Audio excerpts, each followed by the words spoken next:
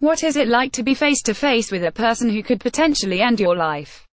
In DeKalb Elementary, director Reed Van Dyk draws from a real-life event to showcase this experience. His film is one of this year's nominees at the Oscars for Best Live-Action Short and marks his first Academy Awards bid. The film takes place in the front office of an elementary school in Georgia.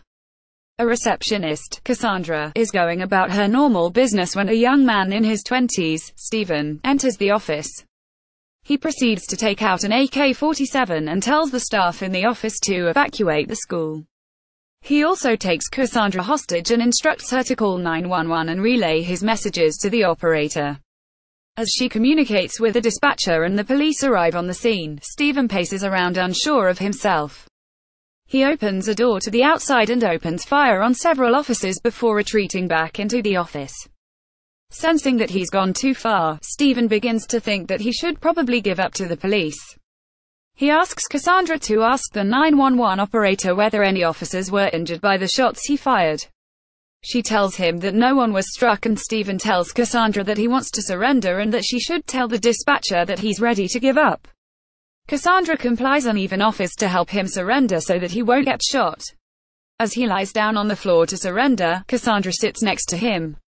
He feels like a failure, but Cassandra seeks to reassure him, telling him that she loves him and believes it was very brave of him to give up and surrender to the authorities. As they wait, they both wonder what is taking the police so long to get inside when they storm in through the office door.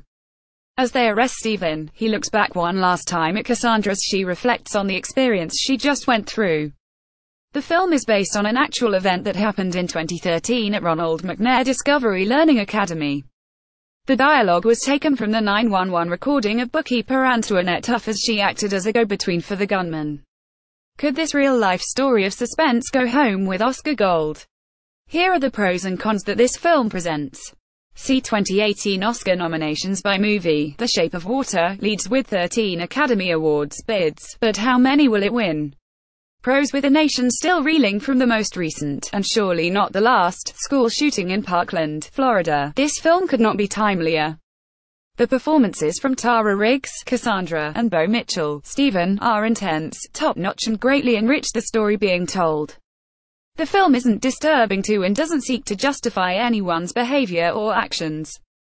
Discuss all the Oscar contenders with Hollywood insiders in our notorious forums. Cons: in depicting the events in a very matter-of-fact way, the film doesn't have a lot to say about the issue of guns and school shootings. At a time when we find ourselves searching for answers on this, the film can leave something to be desired.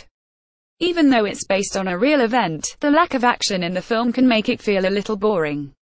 Sometimes the idea of what the film is or could be about overshadows what is actually happening in the film.